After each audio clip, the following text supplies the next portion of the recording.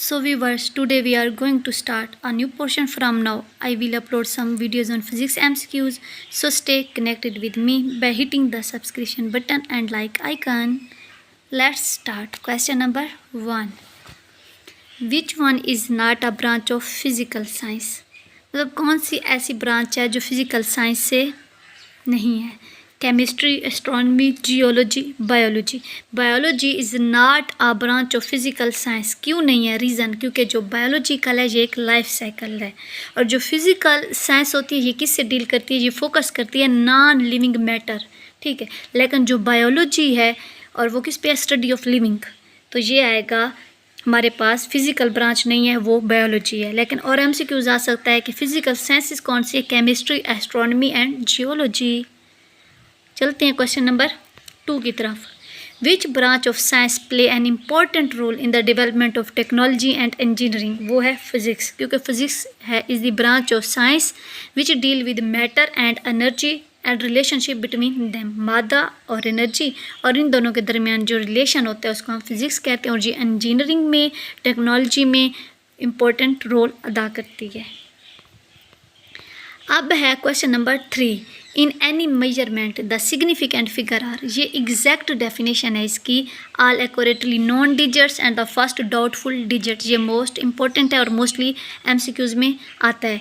मतलब ये कि दुरुस्त मालूम हिस्से इनसे मुंसलिक जो दायां अतराफ का पहला जो मशकूक हिस्सा होता है, इस तरह इसकी है, यानी कि all accurately non digit and the first doubtful digit. चलते हैं क्वेश्चन नंबर 4 की तरफ. The thrust on the rocket in the absence of gravitational force of attraction is क्या होता है? कांस्टेंट होता है. हमारे पास क्या रहता है? थ्रस्ट क्या है? थ्रस्ट ऑन रॉकेट ये एक फोर्स होती है. बेसिकली थ्रस्ट ऑन रॉकेट एक फोर्स होती है जो कि इंजन जनरेट करता है, और उसका पर्पस क्या होता है? ये रॉकेट को प्रोपेल्स करता है, आगे बढ़ाता है. मतलब ये एक फोर्स होती है जो इंजन जनरेट करता है और इसे रॉकेट क्या करता है? नेक्स्ट आगे मूव करता है. और इस दौरान हमारे पास जो है न्यूटन थर्ड लॉ होता है. कौन सा? Newton third law. एक्शन और रिएक्शन. इस दौरान एक्शन क्या होता है? एक्सपल्जन ऑफ गैस, गैसों का इखराज होता है एक्शन, और रिएक्शन में थ्रस्ट होती है, मतलब push is the rocket forward. और इस दौरान हमारे पास वो जो अगर एब्सेंस हो ग्रेविटेशनल फोर्स तो ये प्रोसेस सारा कांस्टेंट रहता है. नेक्स्ट चलते हैं क्वेश्चन नंबर 5 की तरफ.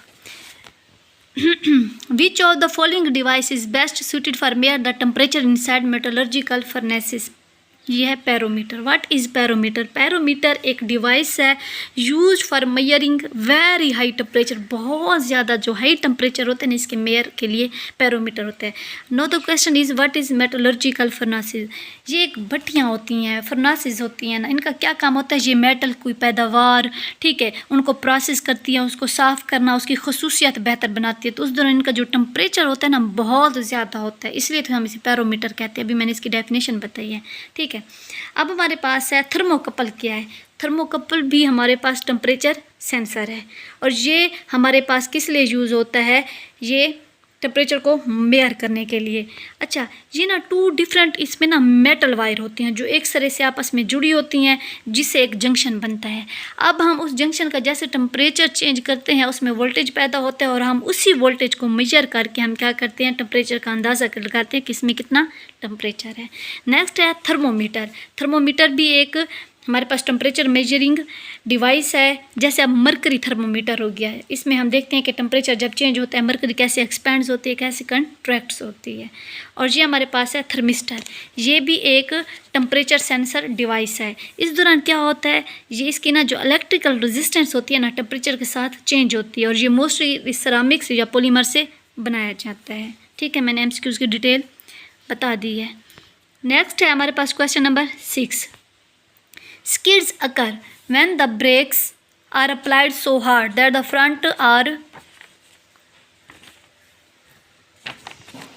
rear wheels lose traction are called as. इसे हम क्या कहेंगे? ब्रेकिंग कहते हैं. स्किड्स क्या होती है? स्किड्स एक ऐसी सिचुएशन होती है जब भी कोई ऑब्जेक्ट गैर मुतवक्का तौर पर रास्ते से हट जाए या फिसल जाए. ये किसकी वजह से होता है? रगड़ की वजह से. तो जब भी हम ब्रेक अप्लाई करते हैं तो ये सारा प्रोसेस होता है. तो breaking is the correct answer. चलते हैं क्वेश्चन नंबर 7 की तरफ. During the motion of a projectile fired from the earth surface, तो इसका जो हॉरिजेंटल कंपोनेंट्स होता है ना वेलोसिटी का, वो हमारे पास क्या रहता है, सेम रहता है।